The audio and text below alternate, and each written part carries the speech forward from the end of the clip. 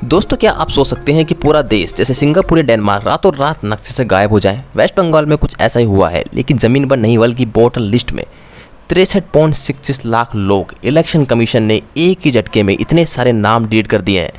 दोस्तों सोचो, एक न्यूजीलैंड जितनी आबादी को इलेक्शन कमीशन ने वोटर लिस्ट से ही बाहर कर दिया। लेकिन कहानी यही खत्म नहीं होती। 63 लाख हटाए गए नामों के अलावा 60 लाख और लोग ऐसे हैं जिन्हें अंडर एजुकेशन यानी जांच के दायरे में रखा गया है।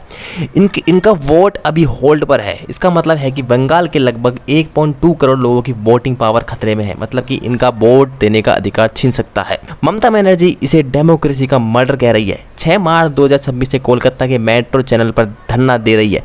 वहीं बीजेपी कह रही है कि ये घुसपैठियों के खिलाफ अब तक की सबसे बड़ी कामयाबी है। आज के वीडियो में हम ऊपर की बातें नहीं करेंगे दोस्तों।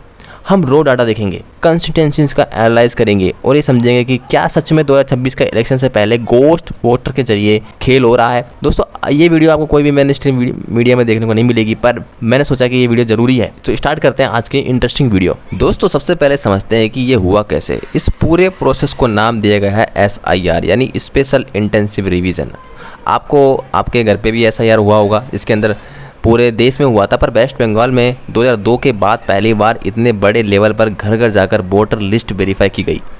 ये पूरे देश में हुआ था और वेस्ट बंगाल में भी हुआ था। और वेस्ट बंगाल में ज़्यादा हुआ था क्योंकि ये बांग्लादेश के बॉर्डर के करीब है। अब हम जानते हैं कि किन किन वोटर्स का नाम वोटर लिस्ट से हटाया गया है और उनका रीज़न क्या क्या दिया गया है। तो सबसे पहले बात है कि जिनकी मौत हुई है।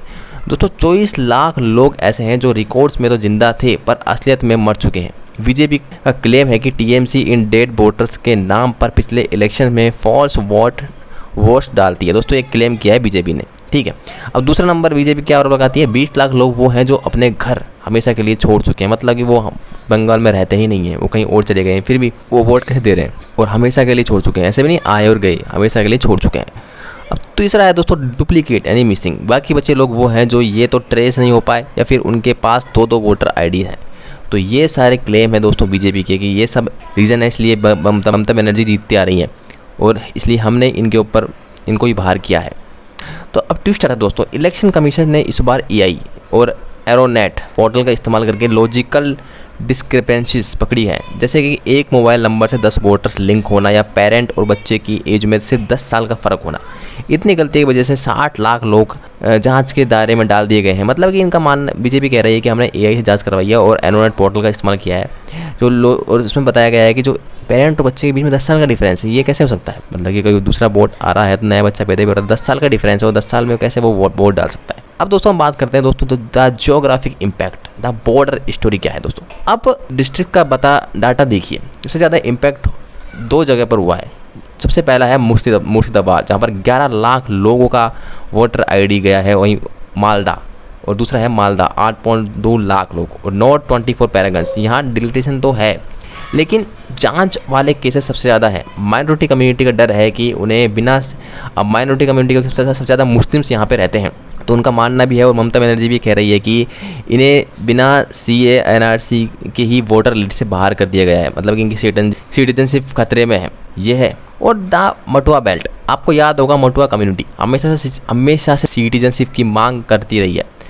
तब ग्राम, फुलवरी, बागड़ा और कल्याणी जैसे इलाके में 9% से ज़्यादा डिलीटेशन हुए हैं। यहाँ बीजेपी और TMC दोनों के ही वोट बैंक खतरे में है, पर सरकार अभी TMC की थी तो सबसे ज़्यादा खतरा TMC को नज़र आ रहा है क्योंकि सबसे ज़्यादा कम्युनिटी जो मुस्लिम कम्युनिटी है उन्हीं के वोट ज़्यादा कटे हैं, ये TMC का मानना है। अब तो फैक्ट क्या बोलता है, नॉर्थ कोलकाता की 60 सीट जो भी TMC के पास है, वहाँ अचानक 4.7 लाख नाम कम हो गए। मतलब कि ये हर सीट पर 50,000 से ज़्यादा वोटर्स का गैप पैदा करता है और ये सारी की सारी सीटें TMC के पास हैं, इसलिए TMC इतना धरना प्रदर्शन कर रही है। अब दोस्तों इस लिस्ट की सबसे हैरान करने वाली बात यह है कि इसमें सिर्फ आम आदमी नहीं फंसा है दोस्तों। ऋचा घोष जो कि इंडियन महिला क्रिकेट की खिलाड़ी हैं, इंडिया की 2025 वुमेन्स वर्ल्ड कप की विनिंग टीम की स्टार क्रिकेटर का नाम भी जांच के दायरे में आ रहा है। मतलब कि 60 लाख वोटरों की लिस्ट में है जो अभी जांच के दायरे में है। अब कैबिनेट मिनिस्टर्स शशि पंजा और गुलाम रब्बानी जैसे मंत्रियों के नाम भी डाउट में है जो कि कैबिनेट मिनिस्टर हैं, और चीफ सेक्रेटरी वेस्ट बंगाल के चीफ सेक्रेटरी नंदिनी चक्रवर्ती का नाम भी जांच के दायरे में है। मतलब कि ये सब भी फ्रॉड है, फर्जी हो सकते हैं। मतलब कि इनको भी वोटिंग देने से बाहर कर दिया जा सकता है। ममता बनर्जी ने सवाल उठाया है कि अगर एक एमएलए और चीफ सेक्रेटरी का नाम डिलीट हो सकता है तो मालदा का एक गरीब किसान का क्या हाल हुआ होगा। मतलब ममता बनर्जी सीधा सीधा बीजेपी पर आरोप लगा रही है कि बीजेपी और ये इलेक्शन कमीशन दोनों के दोनों मिले हुए हैं और इन लोगों ने मिलकर जो हमारे वोट है वो काट दिए हैं, 60 लाख लोगों का नाम हटा दिया है। क्योंकि मुर्शिदाबाद में ये हुआ है, क्योंकि सबसे ज़्यादा वो कम्युनिटी वहाँ पे रहती है जो मुस्लिम है, इसलिए उनसे हेट के चक्कर में, और वो बंगाली है ना कि ना कि बांग्लादेशी, उनसे हेट के चक्कर में इन लोगों ने उन्हें बाहर कर दिया गया है। यह है टीएमसी का आरोप, ममता बनर्जी का आरोप, और आप सब जानते हैं। अब इस पूरे हंगामे का टाइमिंग बहुत इंपॉर्टेंट है। अप्रैल 2026 में असेंबली इलेक्शन होने हैं और मार्च के बीच तक इलेक्शन शेड्यूल अनाउंस होने वाला है।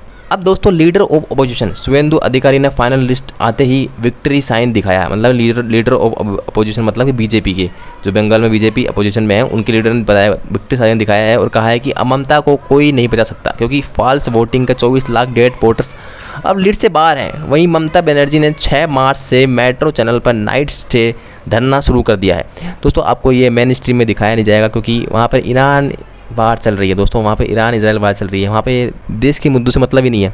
वो सिर्फ बंगाली वैसे आउटसाइड का मुद्दा बना रही हैं। उनका कहना है कि बीजेपी बंगाल को डिवाइड करना चाहती है और बंगाली बोलने वालों को टारगेट कर रही है।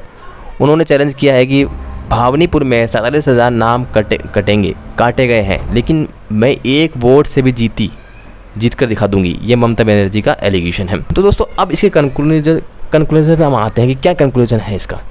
तो क्या ये सिर्फ एक ब्यूरोक्रेटिकल एक्सरसाइज है या पॉलिटिकल कंस्पिरेसी है। एक error free voter list fair election के लिए ज़रूरी है। डेड वोटर का हटना डेमोक्रेसी के लिए बहुत ज़रूरी है। सुप्रीम कोर्ट ने भी कहा है कि स्टेट गवर्नमेंट और इलेक्शन कमीशन के बीच ट्रस्ट डिफिशिएंट होना चाहिए। बिना सही नोटिस के नाम हटाना गलत है। मतलब कि अगर सुप्रीम कोर्ट ने कहा है कि इलेक्शन कमीशन और जो स्टेट गवर्नमेंट है उनके बीच में ट्रस्ट होना चाहिए जभी। तो दोस्तों अभी तो जांच चल रही है, क्या होता है देखते हैं। पर 63 लाख तो नाम हट चुके हैं। अगली बार जब आप वोट देने जाओगे तो शायद वो लिस्ट वैसी नहीं होगी जैसी आपने 2021 में देखी है। क्या ये 1.5 करोड़ 1.2 करोड़ लोग वोट डिलीट हुआ है, या 63 लाख लोग जिनका वोट डिलीट हो चुका है और 60 लाख लोग जो भी जांच के दायरे में है, क्या 2026 के इलेक्शन का नतीजा बदल देंगे? आपका इस पर क्या कहना है? क्या ये SIR ड्राइव ज़रूरी थी या किसी पार्टी का इलेक्टोरल मास्टर प्लान है? कमेंट में अपनी राय ज़रूर दें और बताएं कि इस बार क्या हो सकता है। तो दोस्तों अगर आपको ये वीडियो पसंद आई हो तो सब्सक्राइब कीजिए और इसे हर बंगाली और हर एक इंडियन तक शेयर कीजिए। जय हिंद दोस्तों।